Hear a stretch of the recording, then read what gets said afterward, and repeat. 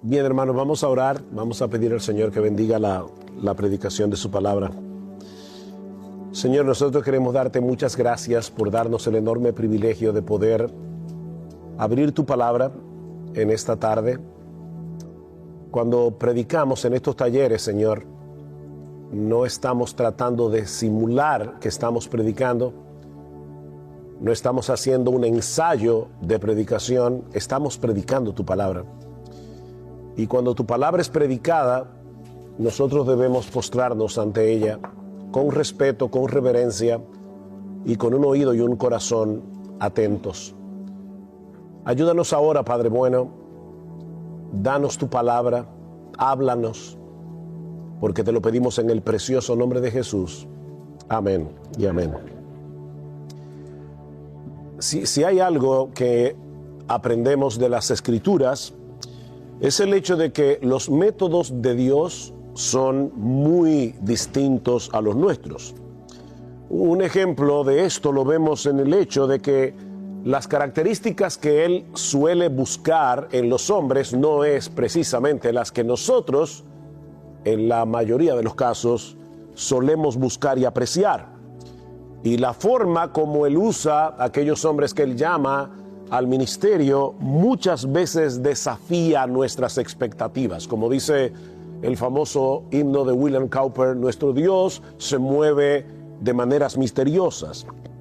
Esa es una de las grandes lecciones que nosotros aprendemos del capítulo 16 del primer libro de Samuel. De hecho, es una de las grandes lecciones de todo el libro. Si vemos primera y segunda de Samuel como un solo libro, una de las grandes lecciones del libro es: Dios exalta a los humildes, pero Dios abate a los soberbios. Ahora, antes de pasar a considerar el contenido de este capítulo en particular, permítanme ponerlo en su contexto. Las historias que se narran en los primeros capítulos del libro de Samuel se encuentran en el período de los jueces. Y como ya nosotros sabemos y hablábamos en el taller anterior, fue una época muy oscura, política, religiosa, moralmente, en la nación de Israel. En el periodo de los jueces había un ciclo que se repetía una y otra vez de pecado, opresión, arrepentimiento, liberación, y luego volvía de nuevo pecado, idolatría normalmente, opresión de naciones vecinas, arrepentimiento, y luego Dios enviaba un Salvador. Y el estribillo del libro de los jueces nos prepara para la historia que se narra en el primer libro de Samuel, que, como ya dijimos en el taller, va inmediatamente después del libro de los jueces. En aquellos días no había rey en Israel y cada cual hacía lo que bien le parecía. Ahora, es interesante notar que cuando Israel, en el capítulo 8 del primer libro de Samuel, le pide un rey a Samuel, y Samuel se molesta, y de paso Dios también, esto no fue agradable ni a los ojos de Samuel ni a los ojos de Dios, no fue por el hecho de que ellos pidieran un rey en sí mismo. El problema de Israel es que ellos querían un rey como las demás naciones. Israel había perdido de vista su identidad como nación escogida por Dios para ser su especial tesoro sobre todos los pueblos de la tierra, como dice en Éxodo capítulo 19, en los primeros versículos. Israel cumpliría su misión siendo diferente al resto de las naciones. Pero en los días de Samuel, ellos no querían ser distintos, ellos querían ser iguales. Y Dios les dio lo que querían, proveyéndoles al rey Saúl en el trono de Israel. Dice en primera de Samuel, capítulo 9, versículo 2, que Saúl era un hombre joven y buen mozo. No había otro más bien parecido que él entre los hijos de Israel. Oigan esto, de los hombres arriba sobrepasaba a cualquiera del pueblo. En otras palabras, Saúl era presidenciable. Era un candidato que se veía bien en las vallas publicitarias. Físicamente parecía un buen candidato. Pero como todos sabemos, su reinado fue un desastre. Saúl demostró de diversas maneras su falta de disposición a obedecer la palabra del Señor, hasta que él finalmente fue desechado. Él desechó la palabra, Dios lo desechó a él. Y es aquí donde entra en juego el personaje de David en el capítulo 16 de Primera de Samuel, que vamos a considerar en esta tarde. Y podemos dividir esta historia básicamente en 4 escenas. La primera escena es la comisión de Dios a Samuel, versículos 1 al 3. Y el Señor dijo a Samuel: ¿hasta cuándo te lamentarás por Saúl después que yo lo he desechado para que no reine sobre Israel? Llena tu cuerno de aceite y ve, te enviaré a Isaí, el de Belén, porque de entre sus hijos he escogido un rey para mí. Interesante palabra. He escogido un rey para mí. Y Samuel respondió: ¿cómo puedo ir? Cuando Saúl lo sepa, me matará. Y el Señor dijo: toma contigo una novilla y di, he venido a ofrecer sacrificio al Señor. Invitarás a Isaí al sacrificio y yo te mostraré lo que habrás de hacer. Entonces me ungirás al que yo te indique. Tomarás un rey para mí y tú me vas a ungir al que yo te indique. En el capítulo 15, el capítulo anterior, dice que Samuel le dice a Saúl que lo ha desechado como rey, que Dios lo ha desechado como rey. Y eso llena de tristeza el corazón de Samuel, porque Samuel no solamente lamentaba el fracaso personal de Saúl por no haber podido ser un buen mentor, por decirlo de alguna manera. Él estaba lamentando la rebelión de Saúl y el hecho de que Dios lo hubiera desechado. Samuel amaba a Saúl, pero también es probable que él se estuviera preguntando lo que iba a suceder en el futuro inmediato de la nación, ahora que la monarquía había fracasado. Todavía él no sabe que Dios tiene un as debajo de la manga. Él simplemente sabe que Saúl ha sido desechado en el capítulo anterior. ¿Debilitaría esto a la nación de Israel, dejándola a merced de sus enemigos? Samuel no tenía ni idea de lo que iba a suceder con Saúl, ni cómo su destitución iba a afectar la estabilidad política de la nación de Israel. Y es en ese contexto que Dios lo comisiona para ir a Belén, y más particularmente a la casa de Isaí, para ungir con aceite al sustituto de Saúl. Ahora, este ungimiento era una señal de consagración que simbolizaba la capacitación del Espíritu Santo para llevar a cabo la tarea que se le estaba encomendando a ese hombre, ya sea sacerdote, profeta, rey. En este caso era para ungir a un rey, de manera, mis hermanos, y esto es importante, que en un sentido literal, el hombre designado por Dios era el ungido del Señor. O sea, no olviden que la palabra Mesías es la palabra Cristo en griego, es la palabra ungido en español. Así que Samuel fue enviado a Belén a ungir a un Cristo con C minúscula, a un Mesías con M minúscula.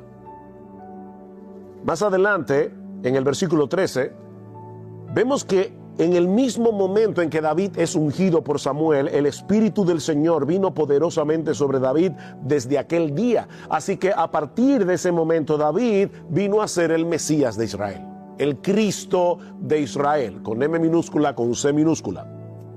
Ese término proveería el vocabulario que iba a usarse en el futuro para hablar del ungido por excelencia que Dios habría de proveerle a su pueblo. El Mesías con M mayúscula, el Cristo con C mayúscula, del cual David no era más que una sombra. Por supuesto, cuando Samuel recibe esta encomienda de parte de Dios, entra en pánico, porque él sabía una cosa: Saúl era paranoico. Al principio Saúl no quería subirse al trono. Después que se subió no quería bajarse. Así que Samuel está aquí preocupado. Él conocía el carácter irascible, el carácter paranoico de Saúl. Pero Dios lo tranquiliza diciéndole que él no tiene que dar toda la información acerca de la razón de su visita a Belén. No es que Dios le está pidiendo a Samuel que mienta. Le está diciendo, tú vas a sacrificar y vas a ungir a un rey, pero tú no tienes que dar toda la información. Si alguien llegara a preguntarle, él podría decir, verazmente yo vine a ofrecer un sacrificio al Señor. Así que en obediencia al mandato de Dios, Samuel se dirige a la casa de Isaí y eso nos lleva a la segunda escena. Ya vimos la comisión de Samuel, veamos ahora en segundo lugar el criterio selectivo de Dios. El criterio selectivo de Dios, versículo 4. Samuel hizo lo que el Señor dijo y fue a Belén. Y los ancianos de la ciudad vinieron a su encuentro temblando. ¿Ven el problema aquí? Y diciendo, ¿vienes en paz? Y él respondió, en paz. He venido a ofrecer sacrificio al Señor. Consagraos y venid conmigo al sacrificio. Samuel consagró también a Isaí, a sus hijos, y los invitó al sacrificio. Y aconteció que cuando ellos entraron, vio a Eliab y se dijo, ahí está, ciertamente el ungido del Señor está delante de él. Pero el Señor dijo a Samuel, no mires a su apariencia ni a lo alto de su estatura, porque lo he desechado, la misma palabra del capítulo anterior. Porque Dios ve no como el hombre ve, pues el hombre mira la apariencia exterior, pero el Señor mira el corazón. Entonces Isaí llamó a Abinadab y lo hizo pasar delante de Samuel. Y este dijo, tampoco a este ha escogido el Señor. Después Isaí hizo pasar a Sama y él dijo, tampoco a este ha escogido el Señor. Isaí hizo pasar a 7 de sus hijos delante de Samuel, pero Samuel dijo a Isaí, el Señor no ha escogido a estos. En todo este pasaje hay un juego de palabras en el original hebreo que no se capta en el español. Cuando el Señor comisiona a Samuel para que vaya a casa de Isaí, la razón que le da es que de entre sus hijos he escogido un rey para mí. Recuerden esa frase. La palabra hebrea raá, que significa escogido, significa también ver o mirar. ¿Ven el juego de palabras? El escogido es lo mismo que ver o mirar a una persona. Y aparece varias veces en todo el pasaje, traducida de diversas maneras. Versículo 6, y aconteció que cuando ellos entraron, vio a Eliab. Ahí está la palabra Rahab. Versículo 7, pero el Señor dijo a Samuel, no mires a su apariencia. Versículo 17, entonces Saúl dijo a sus siervos, buscadme ahora un hombre que toque bien y traédmelo, búsquenme un escogido en este caso. Versículo 18, y él respondió uno de los mancebos, y dijo, he aquí, he visto a un hijo de Isaí. Una y otra vez, el que está leyendo el texto en hebreo, se toca con la palabra ra, mirar, escoger, ver. Hay un énfasis aquí en el hecho de que Dios y el hombre tienen dos formas distintas de mirar. Los hombres tendemos a mirar lo que es externamente atractivo, lo que es externamente aceptable, pero Dios mira el corazón. Ya Samuel había visto que el hombre joven, alto, buen mozo, que inauguró la monarquía fue un fracaso. Ya Samuel había pasado por esa experiencia. Sin embargo, ¿qué hace tan pronto ve a Eliab? Comete el mismo error. Llega a la conclusión de que ese tiene que ser el ungido del Señor. Ahora, mis hermanos, antes de juzgar duramente a Samuel, mirémonos a nosotros mismos en ese espejo. Porque todos tenemos la misma tendencia pecaminosa a poner nuestra confianza en meras apariencias. Escogemos lo que es impresionante a nuestros ojos, no con lo que encaja con el criterio de Dios. Ese es un problema que nosotros heredamos de nuestros primeros padres en el huerto del Edén. ¿Qué fue lo que Eva evaluó cuando vio la fruta prohibida? Dice, cuando la mujer vio que el árbol era bueno para comer y que era agradable a los ojos y que el árbol era deseable para alcanzar sabiduría, tomó de su fruto y comió y dio también a su marido que estaba con ella y él comió. Adán, en vez de ser el líder, lo que hizo fue seguir la voz de su mujer. Me llamó la atención, mi esposo y yo hace unos años fuimos a la Capilla Sixtina, no para adorar obviamente, sino para admirar los trabajos de Miguel Ángel, y yo nunca había notado que en el fresco que Miguel Ángel pintó en el techo se ve a Eva tomando de la fruta prohibida y a Adán bajando la rama. Miguel Ángel había interpretado correctamente el texto de Génesis 3. Desde ese momento y hasta el día de hoy, nuestra tendencia es andar por vista, no por fe. Mis hermanos, vamos a hacer aquí un ejercicio de honestidad. Cuando nosotros evaluamos a un siervo de Dios, o cuando nosotros evaluamos un ministerio o evaluamos una iglesia, ¿cuáles son los parámetros que nosotros utilizamos? ¿Cuáles son los criterios? Si vemos una iglesia abarrotada de personas, ¿acaso no es verdad que tendemos a pensar de inmediato que la bendición de Dios está allí? Algo está pasando allí. Esa iglesia está llena de gente. O miramos más bien si en esa iglesia se está predicando fielmente la palabra de Dios. Si se está proclamando fielmente el evangelio de Cristo con claridad, si los creyentes están siendo edificados, si allá hay una verdadera comunidad de gracia donde los hermanos se ministran unos a otros, donde hay un verdadero amor cristiano entre los miembros de la iglesia. Mis hermanos, ¿cuál es nuestro criterio de evaluación? Ahora, debo aclarar que eso no quiere decir que el crecimiento numérico sea malo, ni tampoco que el no crecimiento sea bueno. No, eso no es lo que estamos diciendo. Lo que estamos diciendo es que ese no es una tabla de evaluación. Punto. O sea, eso ni siquiera se debe tomar en cuenta. Sin embargo, otra vez, por favor, seamos honestos. No es verdad que esa es una de las cosas que nosotros solemos pensar desde que vemos una iglesia que está creciendo numéricamente. Dios está bendiciendo ese ministerio. Lo que Dios le dijo a Samuel en el versículo 7, debemos recordárselo a nuestro corazón una y otra vez. No mires a su apariencia ni a lo alto de su estatura, porque lo he desechado, pues Dios ve no como el hombre ve, pues el hombre mira la apariencia exterior, pero el Señor mira el corazón. El hombre que Dios está buscando es aquel que toma en serio su palabra. A este miraré, dice Dios en Isaías. Ese es el hombre en el que yo he puesto mis ojos, el hombre que toma en serio lo que yo digo, el hombre que toma en serio mi palabra, el hombre que tiene la disposición a obedecer la palabra de Dios por encima de las circunstancias. Mis hermanos, ¿cuál fue la razón por la que Dios desechó a Saúl? El hecho de que Dios desechó la palabra.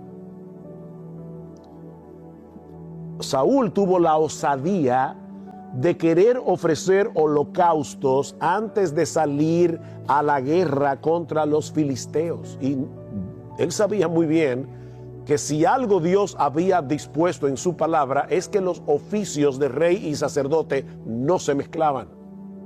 Hay uno solo en quien se mezclan esos oficios, aparte de Melquisedec. Y es aquel que fue proclamado sacerdote según el orden de Melquisedec, nuestro Señor Jesucristo. Has obrado neciamente, le dice Samuel, no has guardado el mandamiento que el Señor tu Dios te ordenó. ¿Ven el énfasis? Pero ahora el Señor hubiera establecido tu reino sobre Israel para siempre. Pero ahora tu reino no perdurará. El Señor ha buscado para sí un hombre conforme a su corazón. No olviden esa frase.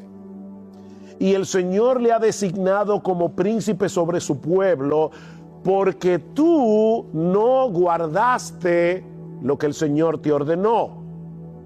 El énfasis es muy claro. Saúl tuvo en poco el mandamiento del Señor. Así que, mis hermanos, la característica primordial del hombre que es conforme al corazón de Dios es que toma en serio su palabra. Y muchas veces tomar en serio la palabra es buscarnos problemas con la gente.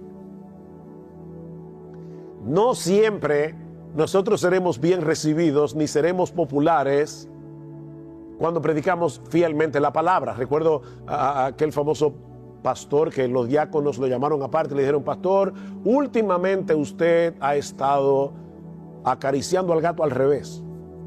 ¿Usted alguna vez ha puesto un gato al revés? Dice: bueno, volteen al gato. Yo voy a seguir predicando la palabra. Es un hombre que no es guiado por el pragmatismo, por lo que parece que da resultado. Miren, otra vez, vamos a hacer un ejercicio de honestidad aquí. Tú estás en tu iglesia, tienes 25 miembros, con las visitas suman más o menos 35, y resulta que en la esquina han puesto una iglesia que es una iglesia wow. O sea, ahí todo es wow. Y va mucha gente. No es una iglesia donde se predica fielmente la palabra, pero definitivamente tienen una banda súper wow, el sonido es súper wow, el edificio es súper wow. Y a la gente le encanta eso. ¿Tú no sientes un gusanito por dentro que te dice: tal vez yo debería renovarme? Porque tú estás ahí domingo tras domingo, domingo tras domingo predicando la palabra, pero la iglesia que está creciendo es en donde no se predica bien la palabra. ¿Qué haces? Sigue predicando la palabra. Deja que sea Dios que te evalúe. Y la evaluación de Dios es muy diferente a la nuestra, mis hermanos. Dios mira el corazón, Él no ve las apariencias. Ahora, cuando nosotros escuchamos la frase un hombre conforme al corazón de Dios, ¿qué pensamos? Porque yo me temo que nuestra tendencia es a pensar primariamente en el corazón de ese hombre. Es un hombre conforme al corazón de Dios. Debe ser un hombre piadoso porque es conforme al corazón de Dios. Y aunque eso es verdad, lo cierto es que el énfasis de esa frase es en el acto selectivo de Dios antes que en la piedad del hombre. El teólogo australiano John Woodhouse dice que esa frase significa un hombre en el que Dios ha puesto su corazón. Es diferente.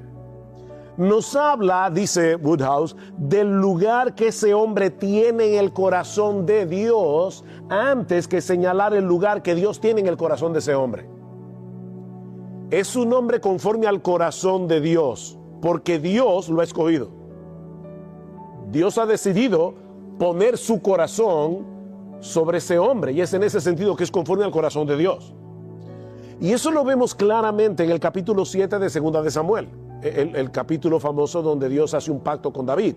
David está reflexionando en lo que Dios ha hecho por él y por su casa al prometerle que de su descendencia vendría alguien que iba a ocupar el trono de Israel para siempre. Escuchen lo que dice en el versículo 20. ¿Y qué más podría decirte David? Pues tú conoces a tu siervo, oh Señor Dios, a causa de tu palabra, conforme a tu propio corazón, la misma frase de Primera de Samuel, tú has hecho toda esta grandeza. Conforme a tu propio corazón, tú has hecho toda esta grandeza para que lo sepa tu siervo, oh Señor Dios, por eso tú eres grande, pues no hay nadie como tú, ni hay Dios fuera de ti, conforme a todo lo que hemos oído con nuestros oídos. Así que fue Dios el que puso su corazón sobre David, obrando en David para que David pusiera su corazón en Dios. La iniciativa, mis hermanos, siempre es de Dios. El relato bíblico siempre deja en claro que la gloria es de Dios y no nuestra, aun cuando tú y yo seamos fieles en obedecerle a Él, en obedecer su palabra. La gloria siempre es de Dios, porque es Dios el que misteriosamente está inclinando nuestro corazón para que nosotros seamos obedientes a la palabra de Dios. 1 Corintios 4:7, ¿qué tú tienes que tú no hayas recibido? Y si lo recibiste, ¿por qué te glorías como si no lo hubieras recibido? O 2 Corintios 4:7, recuerden eso, 2 Corintios 4:7, cualquiera de los dos. Nosotros tenemos un tesoro en vasos de barro para que la excelencia del poder sea de Dios y no nuestra. ¿Ven? La excelencia del poder siempre es de Dios. En nosotros solamente está el barro y el barro sale por alguna parte. Somos responsables de nuestra obediencia, pero reconociendo nuestra debilidad, debemos pedirle a Él, como hace el salmista una y otra vez en el Salmo 119. ¿Qué le pide el salmista a Dios? Haz bien a tu siervo. Dame una casa más grande, un mejor carro. Era como decía un argentino, no es Greg, pero había un argentino que decía, la felicidad está hecha por las cosas pequeñas, un pequeño yate, una pequeña mansión. Entonces, ¿cuál es el bien que el salmista quiere? Haz bien a tu siervo que viva y guarde tu palabra. No es lo que le está pidiendo. Señor, tú hazle bien a tu siervo, y lo que yo te estoy pidiendo es que tú me des vida y un corazón inclinado para cumplir tu palabra. Versículo 36, inclina mi corazón a tus testimonios y no a la avaricia. Dios inclinó el corazón de David para llegar a ser un hombre conforme al corazón de Dios. Lo que nos lleva a la tercera escena de este pasaje. El rey pastor escogido y ungido. Ya vimos la encomienda que Dios le da a Samuel. Ya vimos el criterio de Dios para cumplir esa encomienda. Veamos ahora el rey pastor que fue escogido y ungido. Todos los hijos de Israel, y hay una ironía clara en el pasaje, se presentan uno tras uno delante de Samuel. Los hijos de Isaí, pero todos fueron desechados por Dios. Eran 7, sin David se mencionan 3, porque luego los vamos a ver en el capítulo 17. Pero se mencionan estos 3 en la batalla contra los filisteos. Así que Samuel le pregunta a Isaí en el versículo 11, ¿son estos todos tus hijos?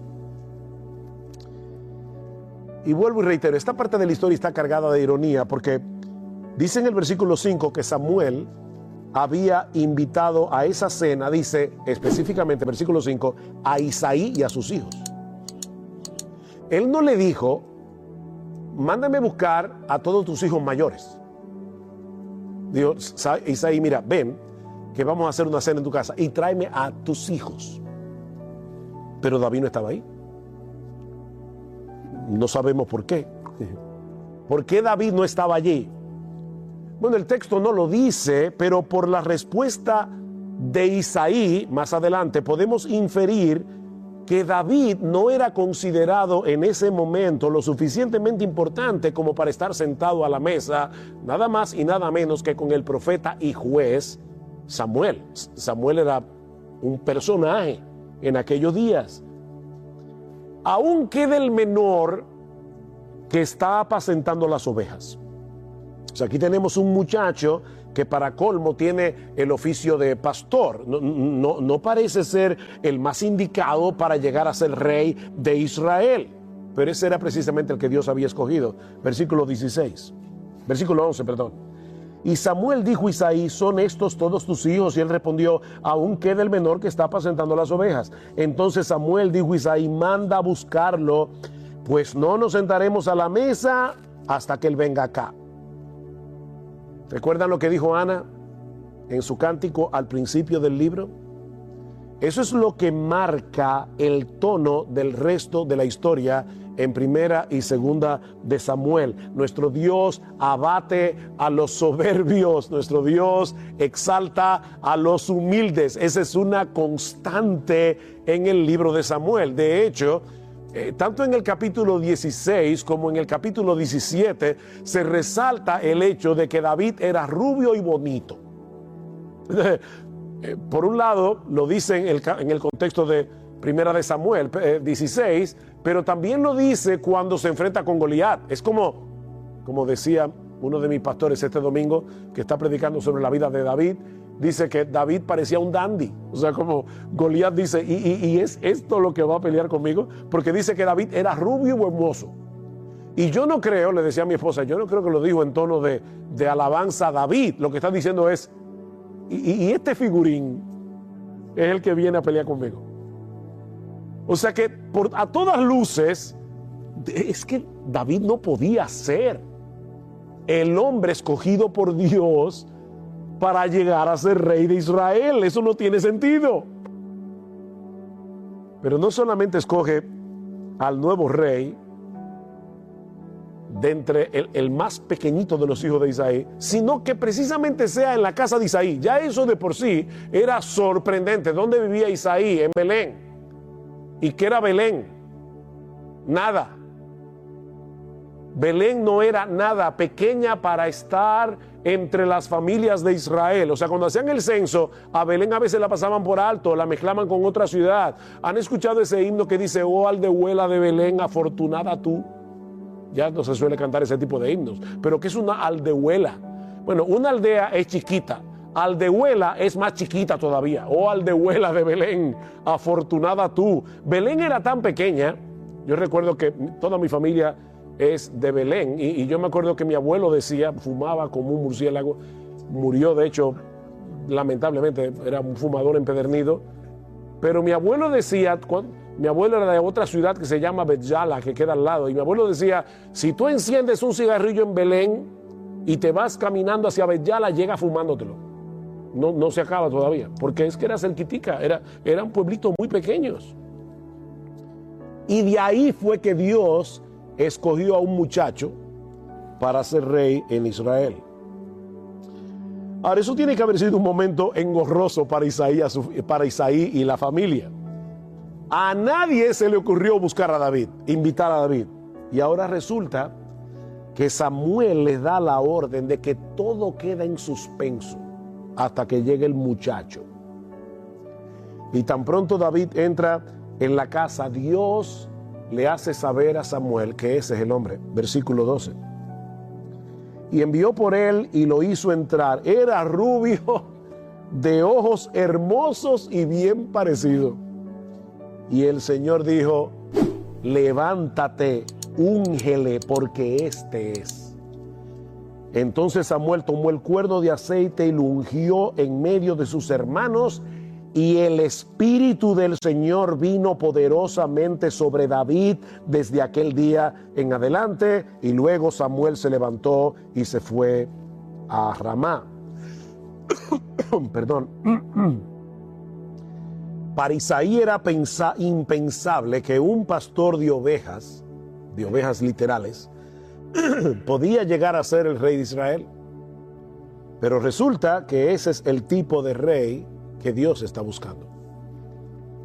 Alguien que apacentara a su pueblo con sabiduría para guiarlos hacia Él. Esto es importante. Aquí también hay otra ironía. David era pastor de ovejas y Dios estaba buscando a un pastor para su pueblo.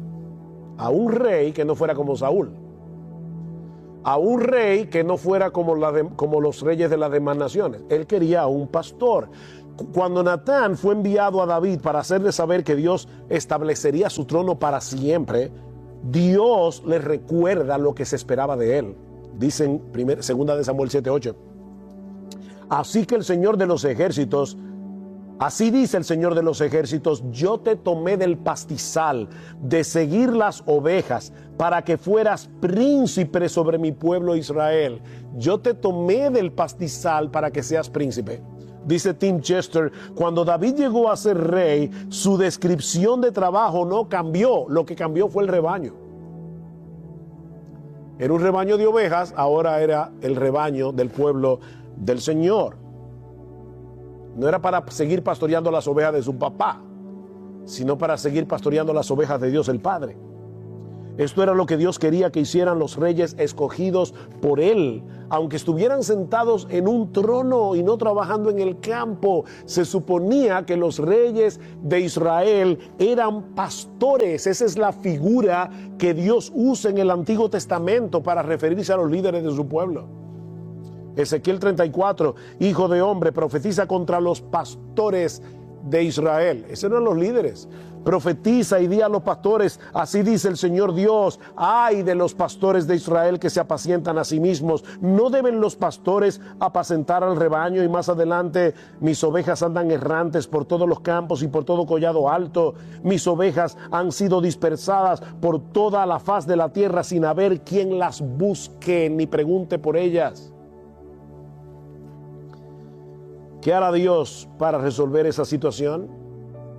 Remover a los pastores falsos para reemplazarlos por el único pastor que podía llenar la medida. Dice en Ezequiel capítulo 34, entonces pondré sobre ellas a un solo pastor que los apacentará, mi siervo David. David. Pero David estaba muerto. Evidentemente, el profeta Ezequiel está hablando de otro David. Dice, los líderes religiosos de mi pueblo no están pastoreando a las ovejas, así que yo me voy a buscar a otro. Dice, mi siervo David, él las apacentará y será su pastor, y yo, el Señor, seré su Dios, y mi siervo David será príncipe en medio de ellas. Yo, el Señor, he hablado. Mis hermanos, ¿hay algún texto del Nuevo Testamento? ¿Recuerdan los ecos de los que hablamos la vez pasada? ¿Hay algún texto del Nuevo Testamento que viene a nuestras mentes cuando escuchamos estas palabras de Dios en Ezequiel 34? ¿Ustedes recuerdan el milagro del repartimiento de los panes en Marcos capítulo 6, donde Cristo alimentó 5,000 personas? Dice en el versículo 34 que el Señor Jesucristo, en ese contexto, vio a una gran multitud y tuvo compasión de ellas porque eran como ovejas sin pastor. Ezequiel 34, y comenzó a enseñarles muchas cosas. Marcos nos está diciendo aquí, ¿ustedes recuerdan que Dios había dicho que iba a enviar a un pastor? Bueno, miren cómo Cristo se sintió cuando vio a las ovejas de la casa de Israel. Estaban como ovejas sin pastor. Y todos conocemos, obviamente, lo que el Señor dice de sí mismo en el capítulo 10 del Evangelio de Juan. Yo soy el buen pastor y el buen pastor da su vida por las ovejas. Gracias. Ese es el rey pastor que nosotros necesitamos. Mis hermanos, la tendencia natural de nuestro corazón es escoger a Eliab o a algunos otros de los hijos de Isaí. Pero el rey provisto por Dios es Jesús. Es un descendiente de David que ya está entronado en los cielos y a la diestra del Padre, y que algún día volverá para reinar junto a los suyos por los siglos de los siglos. Pero el ungimiento, la historia del ungimiento de David no concluye ahí. Como vimos hace un momento, tan pronto David es ungido. ¿A qué hora fue que yo empecé? Ya estoy terminando. Me dieron media hora y yo respeto el tiempo. Tan pronto David es ungido, el Espíritu de Dios vino sobre él con poder. ¿Recuerdan? Pero ¿qué sucedió con Saúl? Eso nos lleva a nuestro último encabezado. El rey, conforme al corazón del pueblo, comienza a sufrir los estragos de haber sido abandonado por Dios.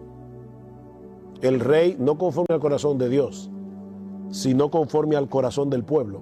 Versículo 14. El Espíritu del Señor se apartó de Saúl. Ven, el Espíritu del Señor vino con poder sobre David. El Espíritu del Señor se apartó de Saúl. ¿Perdió la salvación? No, estamos hablando aquí de que el Espíritu de Dios venía sobre ciertos hombres, los ungía para ser Mesías de Israel, para ser los ungidos de Israel, para cumplir una labor específica, rey, profeta, sacerdote. En este caso, como Saúl había sido desechado, el Espíritu de Dios que lo capacitaba para ser rey, se apartó de Saúl. Y un espíritu malo de parte del Señor le atormentaba.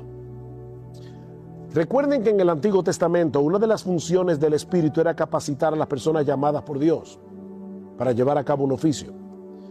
Al ser desechado por Dios como rey, el Espíritu de Dios abandona a Saúl y viene un espíritu malo.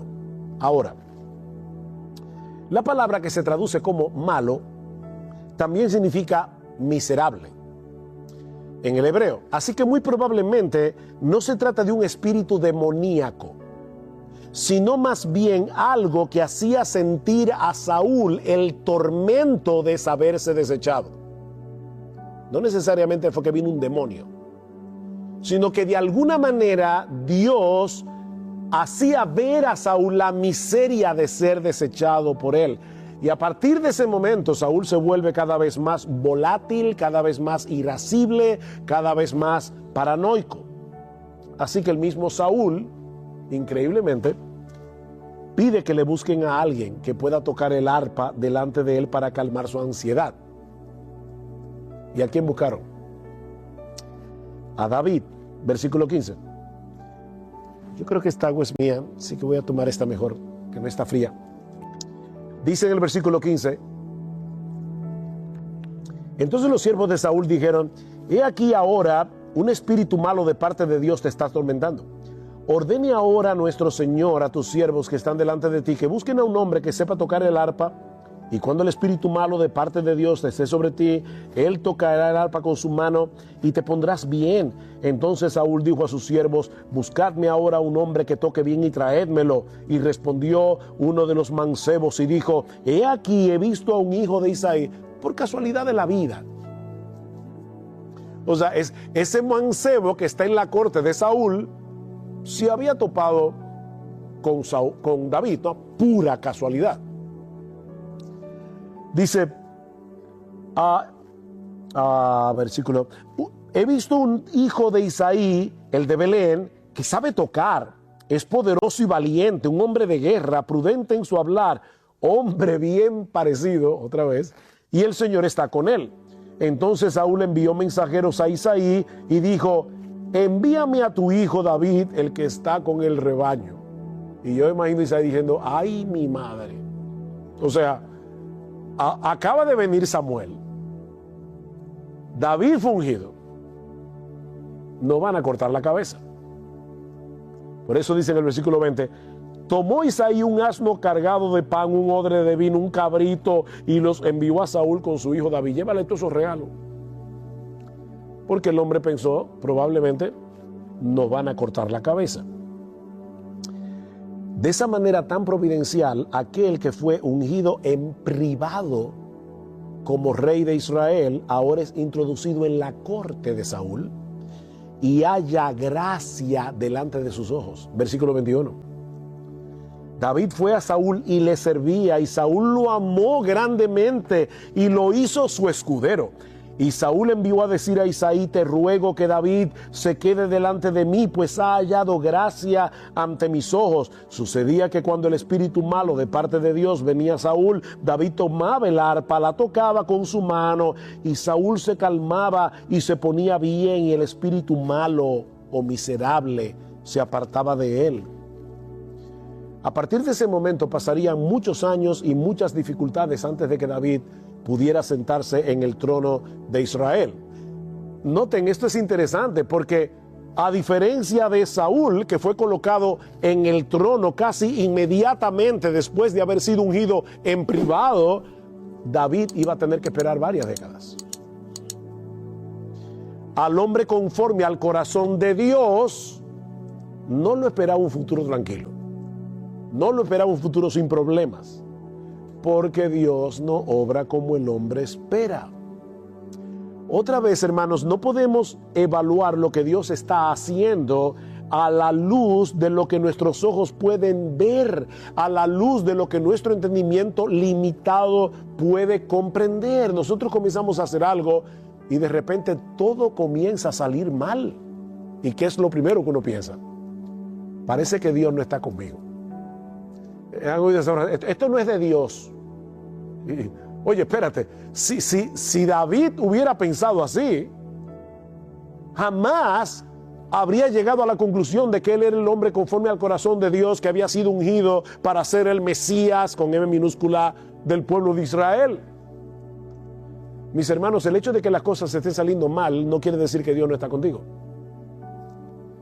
De hecho, el hecho de que las cosas estén saliendo bien no quiere decir que Dios sí está contigo. A Jonás le fue muy bien.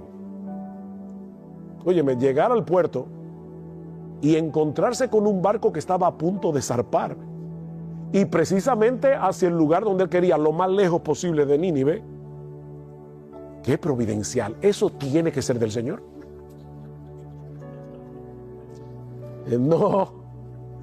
No era del Señor. Nuestro Dios se mueve por senderos misteriosos. Él ejecuta sus decretos de formas inesperadas, pero sus planes jamás pueden ser frustrados. Miles de años después, Dios cumplió lo que le había prometido a David al levantar a uno de sus descendientes, uno que se ha sentado en su trono. Pero mis hermanos, antes de llegar a su coronación, ese descendiente de David tuvo que pasar por la cruz. Primero la cruz, luego la gloria. Y de hecho, a una hora que Jesús está entronizado en los cielos, sentado a la diestra del Padre, su gloria sigue escondida a los ojos del mundo. ¿Han pensado en eso? Es a ese Rey de gloria que nosotros servimos. ¿Y eso qué implica? Bueno, que nosotros seguimos a un crucificado. ¿Por qué esperamos que a nosotros nos traten de una manera diferente? ¿Por qué nosotros queremos servir y seguir a uno que sufrió la cruz, pero nosotros queremos inmediatamente el trono de gloria? Nosotros soñamos, ¿verdad?, con ese ministerio súper poderoso, tipo Spurgeon, ¿verdad?, que tú llegas allí y en menos de 4 meses ya no tienes 5,000 personas. Pero a veces te tocan ministerios como lo de Simeon, Charles Simeon, por quien toma nombre el ministerio de Simeon Trust, que se pasó años y años y años predicando en el pasillo de la iglesia porque los miembros no lo dejaban entrar al lugar principal de la iglesia.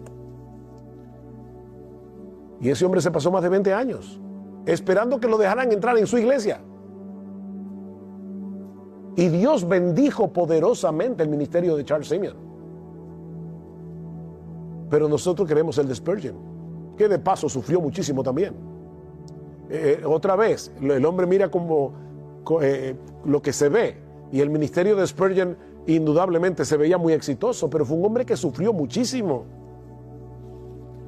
Nosotros seguimos a un crucificado. Nosotros servimos en debilidad, llevando a cabo la obra de Dios con una metodología despreciada por el mundo.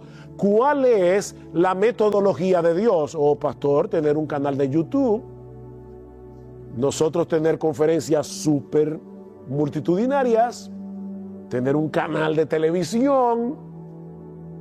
No, Dios quiere simplemente usarte a través de la locura de la predicación. Eso no se ve atractivo. Pastor, mire, nosotros vivimos en otra época. Esta no es una época logocéntrica, es una época que necesita de videos, que necesita de un montón de estrategia para que la gente... Ver a la misma persona con la misma corbata, la misma ropa, casi una hora hablando la palabra, eso no atrae a nadie.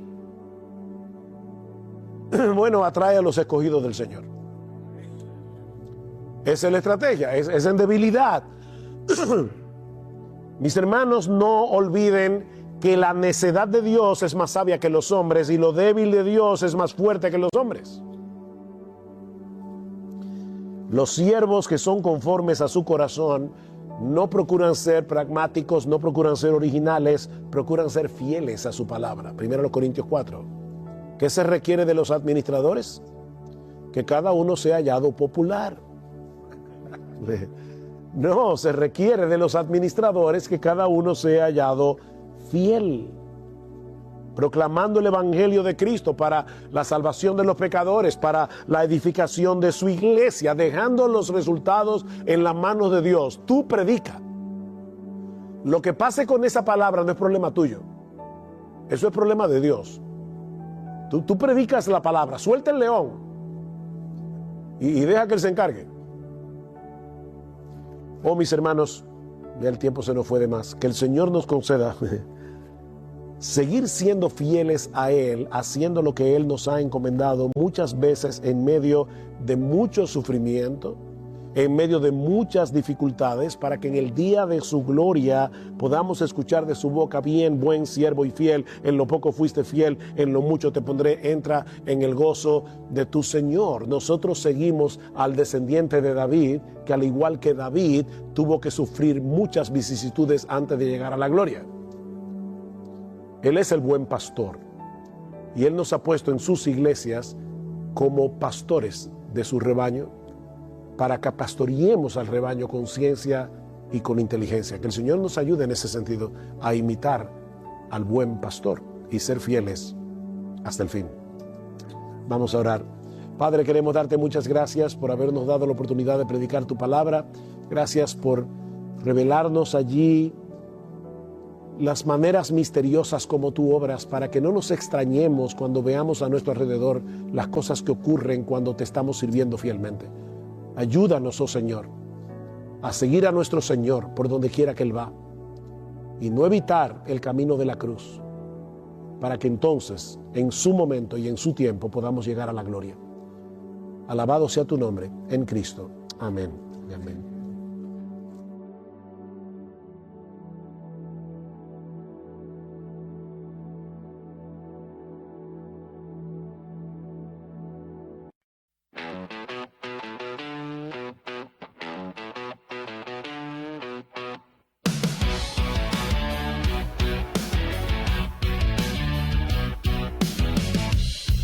There's a fire in the distance, and the smoke fills up my lungs. I hear footsteps in the silence, like a war that's yet to come. These fears keep ringing, ringing, ringing, ringing. These fears keep ringing.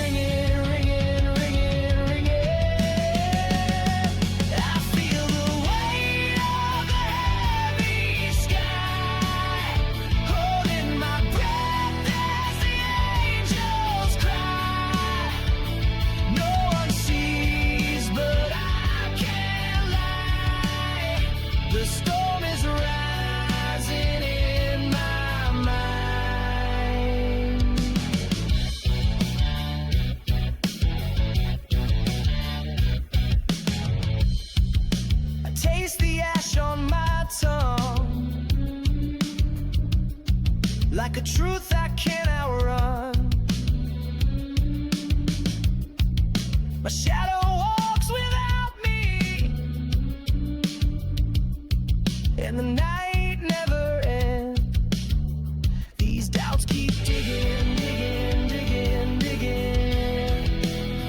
These doubts keep digging, digging, digging, digging. I feel the weight of the heavy sky, holding my breath as the angels cry. No one sees, but I can't lie. The storm is rising in my mind. Beneath the dirt, I'll plant my pain, where thunder speaks my name again. And if I break alone, but even stone remembers rain.